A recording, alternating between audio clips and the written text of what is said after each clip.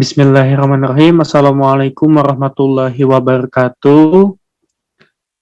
Selamat pagi, siang, sore, ataupun malam. Izinkan saya sebagai moderator kelompok 4 ingin menjelaskan tentang weight prejudice dan system justification theory. Sebelumnya, izin perkenalkan anggota kelompok kami. Yang pertama ada Nashwa Mailin dengan NIM 019. Yang kedua ada Marcella Apriliani dengan NIM 021. Ada Givana Virial dengan NIM 027. Ada Sarhana Syarafina dengan NIM 029. Ada Devi Hendriyanti dengan NIM 030. Ada Rizky Salman dengan NIM 033. Ada Fadil Hermain dengan NIM 038, dan terakhir ada Maira Virial dengan NIM 039. Selanjutnya ada table of content. Yang pertama ada weight prejudice, yang kedua ada system justification theory, dan yang ketiga atau yang terakhir adalah pengertian dari para ahli. Selanjutnya yang pertama yaitu weight prejudice. Pengertian weight prejudice adalah prasangka. Prejudice adalah suatu sikap ketidaksukaan yang kuat dan tidak berdasar atau kebencian terhadap seseorang atau kelompok orang tertentu berdasarkan keyakinan, stereotip negatif karena adanya penilaian tanpa melihat karakteristik unik dari seseorang atau sekelompok orang tersebut. Hal ini dapat menyebabkan perilaku diskriminatif terhadap seseorang ataupun sekelompok orang yang dibencinya tersebut. Selanjutnya ada pengertian weight prejudice.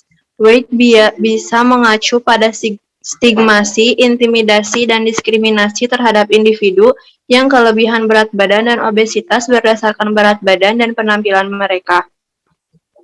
Selanjutnya ada pengertian para ahli. Mungkin lebih daripada individu yang secara wajah tidak menarik, orang gemuk di Amerika Serikat menjadi sasaran penghinaan dan diskriminasi dalam kehidupan sehari-hari.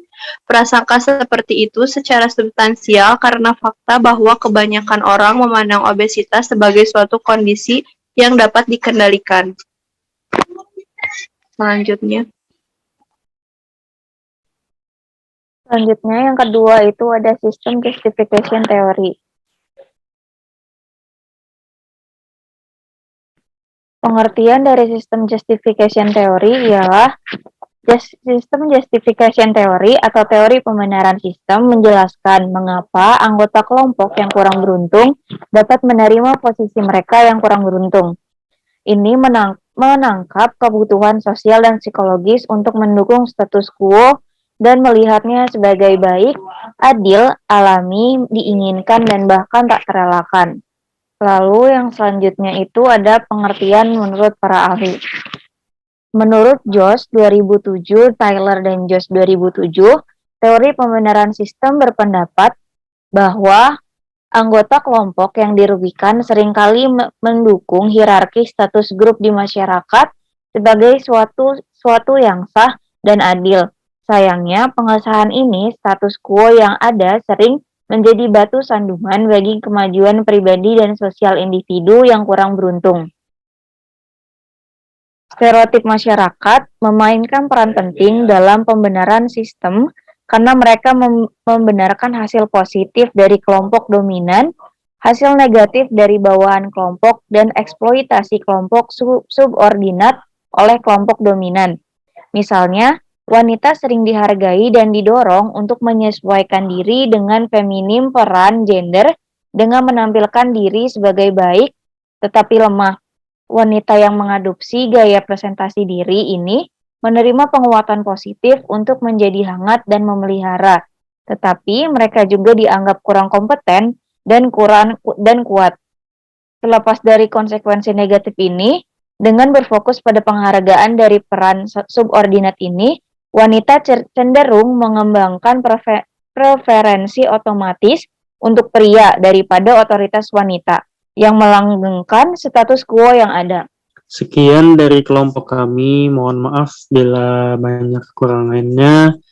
Sekian, wassalamualaikum warahmatullahi wabarakatuh.